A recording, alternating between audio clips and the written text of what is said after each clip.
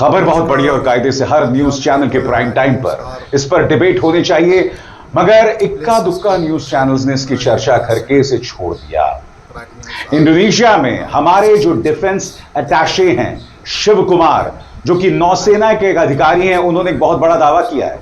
उन्होंने कहा है कि हमने जो अपने जहाज गंवाए, सबसे बड़ी बात वो इस बात को कबूल रहे हैं कि हमने अपने फाइटर जेट्स गंवाए, मगर वो हमारे राजनीतिक नेतृत्व की वजह से।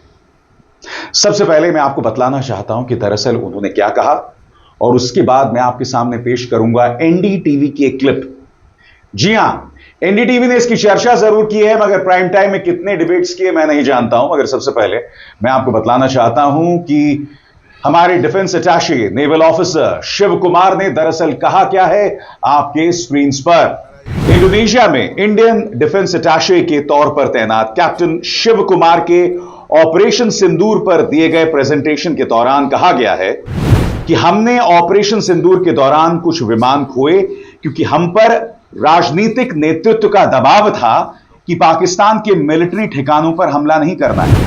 इसके बाद हमने रणनीति बदली और उनके मिलिट्री ठिकानों पर हमला किया। ऐसा कहने वाले वे पहले सरकारी अधिकारी हैं। याद कीजिएगा दोस्तों, सीडीएस जनरल अनिल चौहान ने भी इससे पहले एक बयान दिया था जिससे खलबली मच गई थी, और अब वो कह रहे हैं कि राजनीतिक नेतृत्व का दबाव था कि हम उनके मिलिट्री ठिकानों पर हमला ना करें। हो क्या रहा है दोस्तों, यह बयान किसी और की तरफ से नहीं बल्कि हमारे डिफेंस अटैचे की तरफ से आया है। आखिर इस मुद्दे पर सर्वदलीय बैठक क्यों नहीं बुलाई जाती? आखिर क्यों सरकार इस पर चर्चा करने से डर रही है? सबसे पहले मैं आपको बतलाना चाहता हूं, यह खबर एनडीटीवी में आई और एनडीटीवी ने इस पर क्या कहा, और न सिर्फ एनडीटीवी ने खबर दिखाई बल्कि naval officer captain Shiv Kumar क्या कह रहे हैं उनका बयान भी सुनाया, जो एक चर्चा के दौरान उन्होंने दुनिया के सामने रखी। सुना जाए। Big controversy has been sparked by the India's defense attaché to Indonesia, Captain Shiv Kumar, who has said in an Operation Sindoor presentation on the 10th of June at the local university, and I quote this: "India did lose some aircraft, but it was because of constraint given by the political leadership to not attack Pakistani military establishment or their air defenses." Let's listen in to what Captain Shiv Kumar had to say. As brought out by Bapa Tommy Domtomo, that India lost a lot of aircrafts. I may not agree with him that India lost so many aircrafts, but I do agree that we did lose some aircraft, and that happened only because of the constraint given by the political leadership to not attack the military establishment or their air defenses.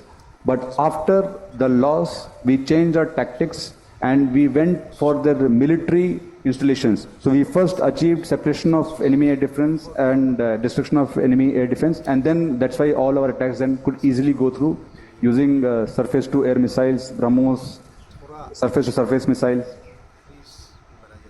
तो दो बातें सामने उभर कर आती हैं कि राजनीतिक नेतृत्व की वजह से पहले हमने उनके मिलिट्री ठिकानों पर हमला नहीं किया, जिसकी वजह से हमने अपने फाइटर जेट्स गंवाए।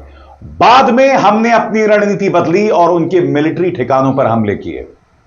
सबसे बड़ी बात, अगर राजनीतिक नेतृत्व का दबाव ना होता तो क्या हम अपने फाइटर जेट्स ना गंवाते, जैसा कि कैप्टन शिव कुमार कह रहे हैं। सबसे बड़ी बात, इंडोनेशिया में जो हमारा दूतावास है उनका बयान भी सामने आया है, और वो ये कह रहे हैं कि उनके बयान को तोड़ मरोड़ कर अलग संदर्भ में पेश किया गया। आप सब ने सुना कि कैप्टन शिव कुमार ने क्या कहा था, मगर बहुत जरूरी हो जाता है कि देश के सामने रखा जाए कि प्रधानमंत्री नरेंद्र मोदी ने दुनिया को क्या कहा था, या उससे भी बड़ी बात, देश को क्या कहा था कि हमने अपनी सेना को पूरी छूट दे रखी थी। तो सच कौन बोल रहा है, कैप्टन शिव कुमार जिन्हें मामले की पूरी जानकारी है, या फिर प्रधानमंत्री नरेंद्र मोदी? सुनिए प्रधानमंत्री ने क्या कहा था। हमने आतंकवादियों को मिट्टी में मिलाने के लिए भारत की सेनाओं को पूरी छूट दे दी। इससे पहले कि मैं आपको यह सुनाऊं कि इस मुद्दे पर राहुल गांधी ने क्या कहा था, इससे पहले कि मैं आपको यह सुनाऊं कि सीडीएस जनरल अनिल चौहान ने क्या इशारा किया था, इस सबसे पहले इंडोनेशिया में हमारे दूतावास ने क्या कहा है, इस पर गौर किया जाए उन्होंने बयान जारी किया जिसमें कहा है कि कैप्टन शिव कुमार के बयान को अलग संदर्भ में पेश किया गया। आप सब ने सुना उन्होंने क्या कहा, मगर बयान क्या है इंडिया इन इंडोनेशिया का आपके स्क्रीन पर। हमने मीडिया रिपोर्ट्स देखी हैं जो एक सेमिनार में डिफेंस अटैचे द्वारा दी गई प्रेजेंटेशन से जुड़ी हैं।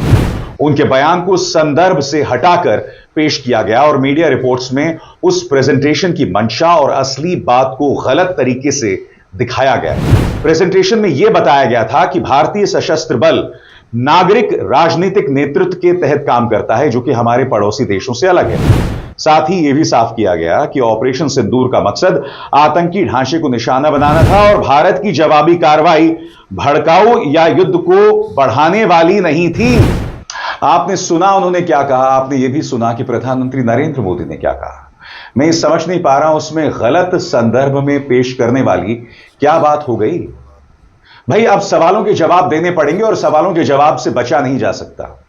मैं आपको याद दिलाना चाहूंगा कि किस तरह से राहुल गांधी ने जब कहा था नरेंद्र सरेंडर, तब भारतीय जनता पार्टी ने उन्हें देशद्रोही तक करार दे दिया गया। सुनिए राहुल ने क्या कहा था। उधर से ट्रंप ने एक इशारा किया, फोन उठाया, कहा मोदी जी क्या कर रहे हो।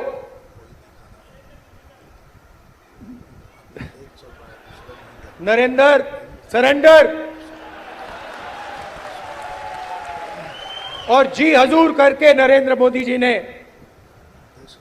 ट्रंप के इशारे का पालन किया।